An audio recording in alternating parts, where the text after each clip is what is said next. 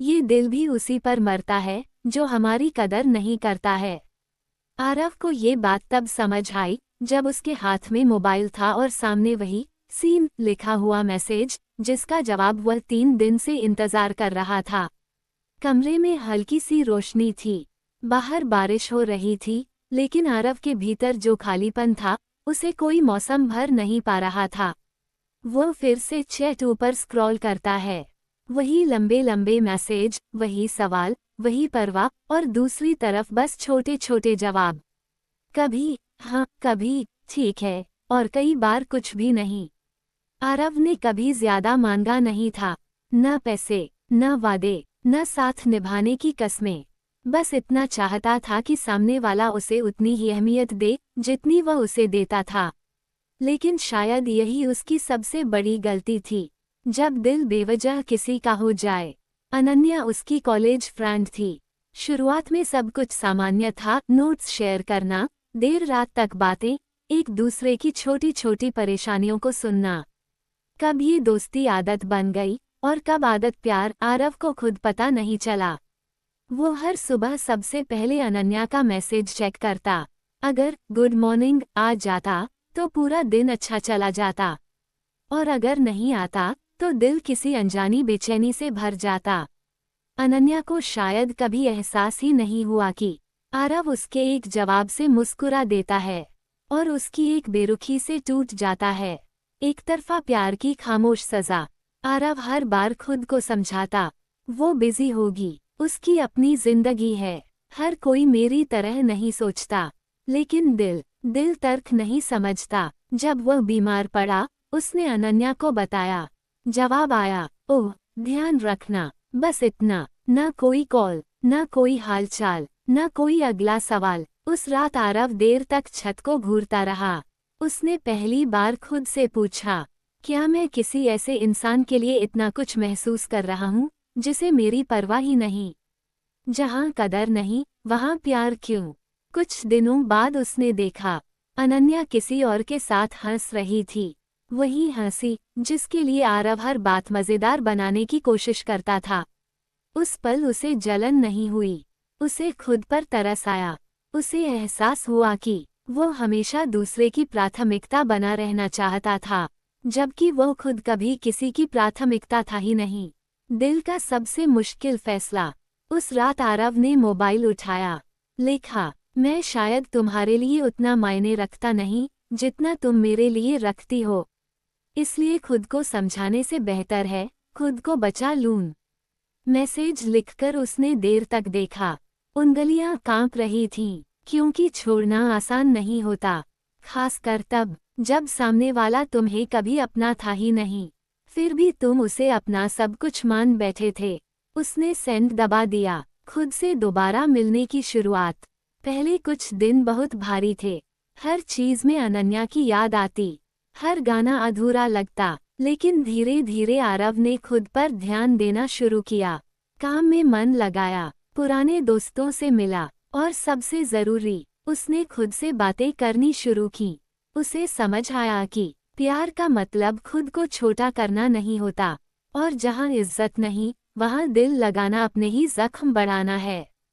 आखिरी सीख। आज भी आरव कभी कभी वही लाइन दोहराता है, ये दिल भी उसी पर मरता है जो हमारी कदर नहीं करता है। लेकिन अब इस लाइन में दर्द कम और समझ ज्यादा है, क्योंकि अब वह जान चुका है, जिसे आपकी कदर नहीं वह आपके प्यार के काबिल भी नहीं। और सबसे बड़ी बात, जिस दिन इंसान खुद की कदर करना सीख लेता है, उस दिन से गलत लोगों से मोह अपने आप टूट जाता है। कभी कभी हम किसी से प्यार नहीं करते, बस उसकी आदत लगा लेते हैं, और फिर वही आदत हमें तोड़ देती है। ये दिल भी उसी पर मरता है जो हमारी कदर नहीं करता है। आरव की सुबह मोबाइल की स्क्रीन से शुरू होती थी। अलार्म से पहले उसकी उंगलियां उसी चैट पर जातीं, जहां सामने वाले का नाम अनन्या था। अगर गुड मॉर्निंग लिखा दिख जाता तो दिन आसान लगता, और अगर नहीं तो बिना वजह दिल भारी हो जाता। कॉलेज की दोस्ती कब रातों की आदत बन गई, आरव को पता ही नहीं चला। वो हर बात बताता था, आज क्या खाया, किससे मिला, मन क्यों उदास है, और अनन्या वो सुनती थी। कभी कभी आरव को कभी शिकायत नहीं थी। वो खुद को समझाता सबकी अपनी जिंदगी होती है, लेकिन सच ये था कि वो उसकी जिंदगी का हिस्सा बन चुकी थी और वह बस उसकी चेक लिस्ट का एक नाम, योजक चिन्ह योजक चिन्ह योजक चिन्ह, जिसे हम सबसे ज्यादा समय देते हैं, क्या वो भी हमें उतनी ही अहमियत देता है? सबसे ज्यादा दर्द तब होता है जब सामने वाला बदलता नहीं, बस हमें उसकी सच्चाई समझ आ जाती है। योजक चिन्ह योजक चिन्ह योजक चिन्ह। आरव बीमार था, तेज बुखार, बदन में दर्द। उसने अनन्या को मैसेज किया। जवाब आया, ओह ध्यान रखना, बस। कोई कॉल नहीं, कोई अगला सवाल नहीं। उसी दिन आरव ने पहली बार महसूस किया वो हमेशा समझने वाला ही क्यों है। कुछ दिनों बाद उसने देखा अनन्या किसी और के साथ हंस रही थी।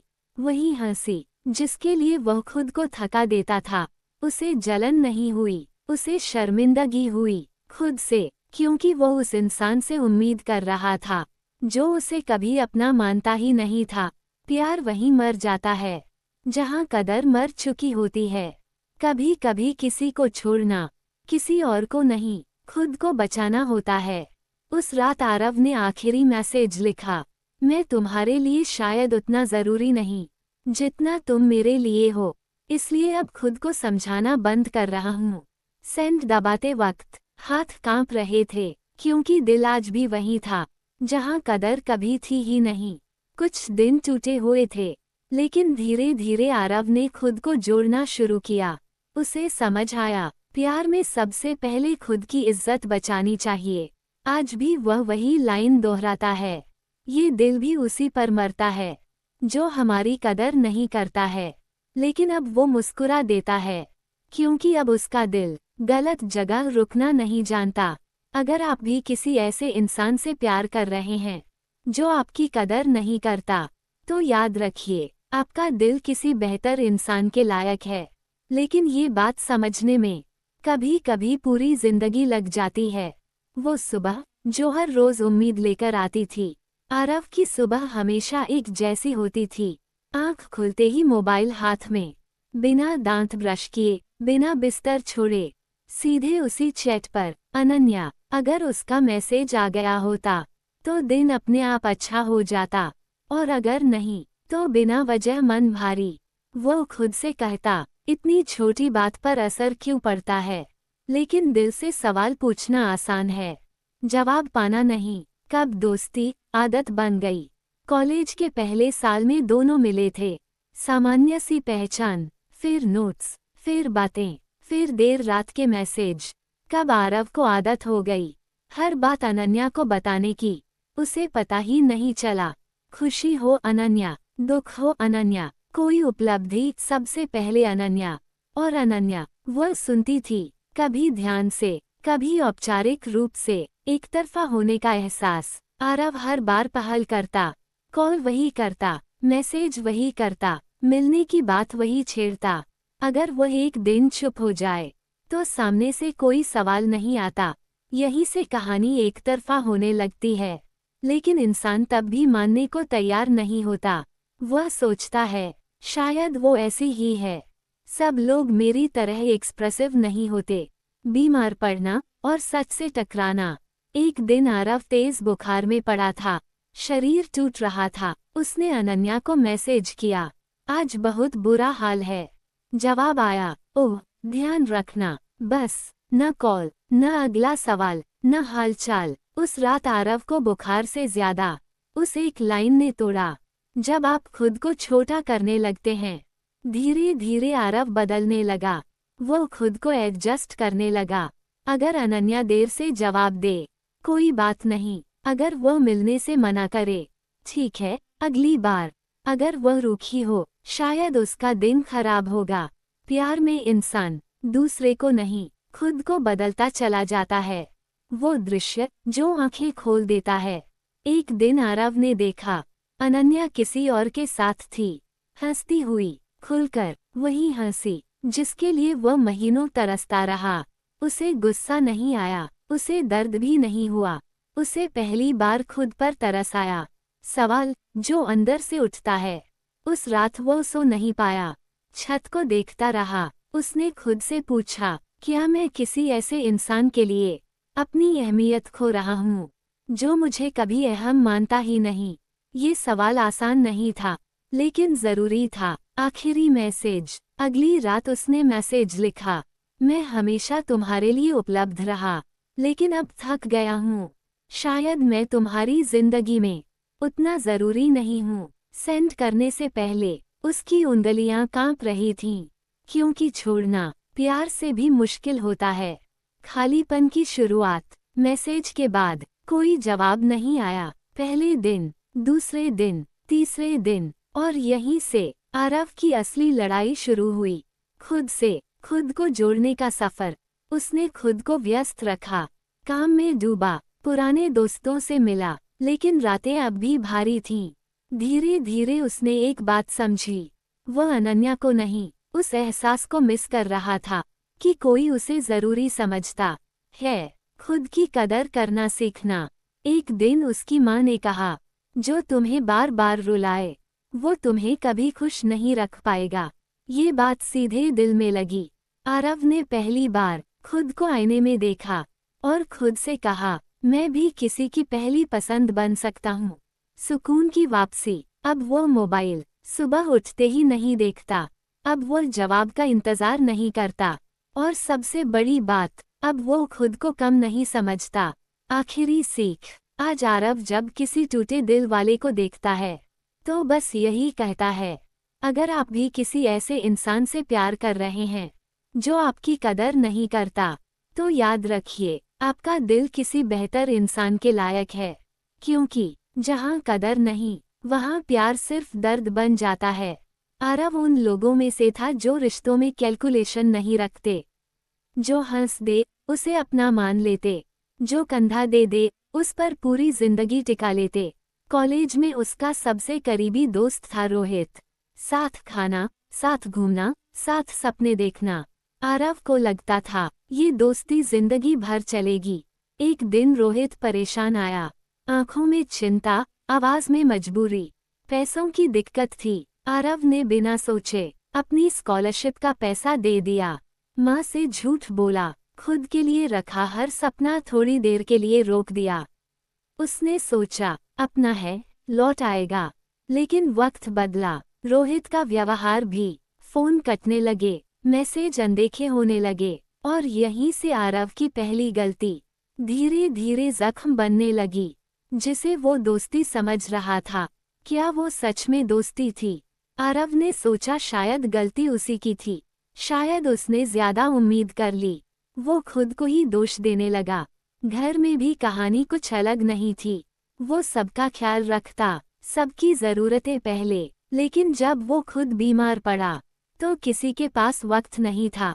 अभी काम है, बाद में देखेंगे, इतना भी क्या हो गया। आरव बिस्तर पर लेटा, छत को देखता रहा। उसी दिन उसे समझ आया, रिश्ते सिर्फ कहने से नहीं बनते, उन्हें निभाने के लिए दोनों तरफ से हाथ बढ़ने चाहिए। वो सोचने लगा, अगर मैं न रहूं, तो कौन याद करेगा? क्या अपनों के बीच भी कोई इतना अकेला हो सकता है? फिर आरव की जिंदगी में प्यार आया। पहली बार उसे लगा, अब कोई तो है जो मुझे समझता है। उसने अपनी पसंद बदली, अपने सपनों से समझौता किया, सब कुछ उसी के हिसाब से। लेकिन एक दिन उसने साफ कहा, तुम अच्छे हो, पर मेरी प्राथमिकता नहीं। ये शब्द सीधे दिल में उतर गए। आरव मुस्कुराया, लेकिन अंदर कुछ टूट गया।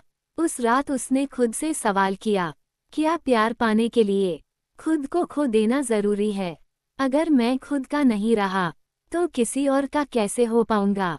आरव ने दूरी बनानी शुरू की। सबसे नहीं, सिर्फ उनसे जो उसे हल्के में लेते थे। उसने ना कहना सीखा, खुद को प्राथमिकता देना सीखा।